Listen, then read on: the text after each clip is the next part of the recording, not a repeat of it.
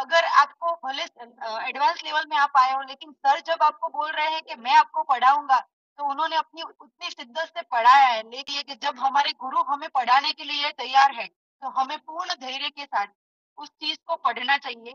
और जैसे कहते हैं कि योग में भी अनुशासन है, तो ये योग का ही पार्ट है और ये हमारी ही विद्या है। तो हमारी भारतीय संस्कृति को अगर हमें जानना है, तो सबसे पहले हमें अनुशासन सीखना पड़ेगा, राइट? तो सर ने अपना 100 नहीं, लेकिन 100 नहीं बोलूँगी मैं, 200% उन्होंने हमें दिया है।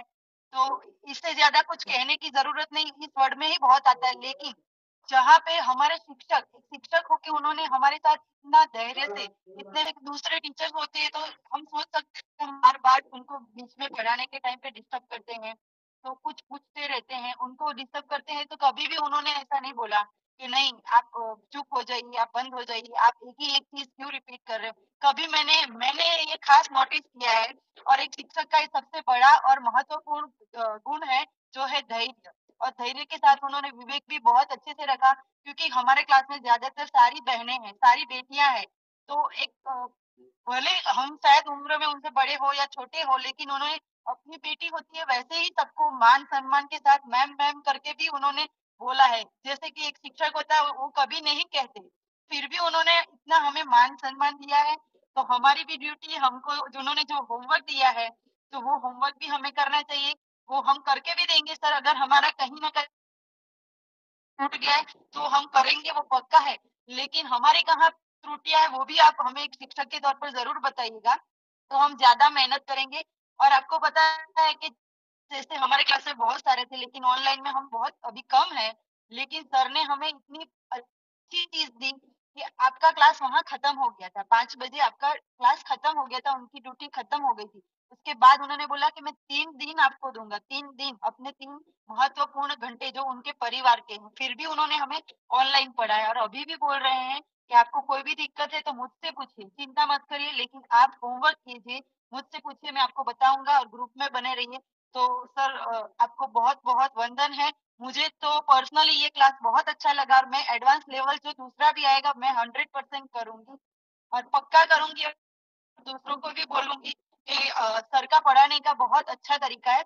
और जैसे आपने बोला कि आपको कोई सुझाव देना है, तो मैं इतना सुझाव ज़रूर दूँगी कि जब भी हम ऑनलाइन क्लास ले रहे हैं, तो हम पढ़ रहे हैं तो हमारा माइक बंद रहे, लेकिन सर के लिए भी एक बहुत मुझे मुझे ये लग रहा है, मैं सिर्फ सूचन कर रही हूँ, मैं आपको सर कोई सलाह नहीं दे सकती क्योंकि आप हमारे गुरु हैं।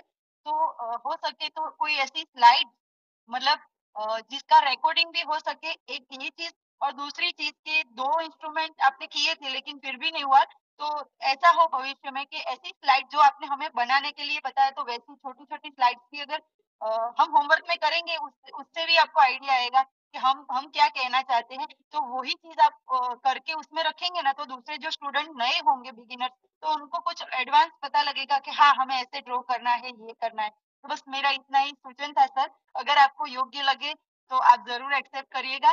धन्यवाद, बहुत-बहुत अच्छा लगा। और ये सारी बहनें मुझे बहुत लगी, क्योंकि इतने पेशेंस से वो पढ़ रहे हैं, मेरे से भी अच्छा होमवर्क कर रहे हैं। जय भगवान सभी को। बहुत-बहुत धन्यवाद ज्योति मैम। और एक्चुअली क्या है, वो जो आपने चीज़ें बोली वो मेरे पास बनाने में टाइम लगता है। ये जो मैंने आपको प्रोटोकॉल बनाया था 31 डिजीज़ का, उसमें मुझे बहुत टाइम लगे थे।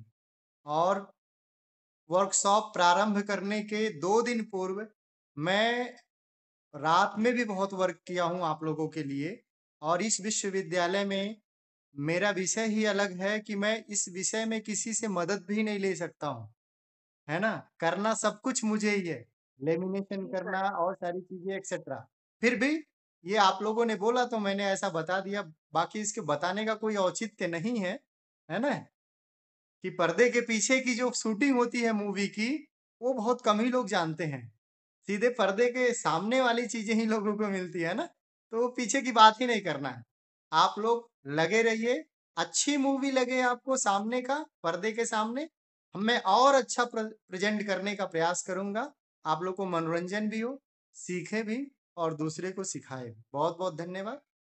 हमें लगता है सभी लोगों ने अपना फीडबैक दे दिया। ठीक है, बहुत-बहुत धन्यवाद आप लोगों को, बहुत अच्छा लगा।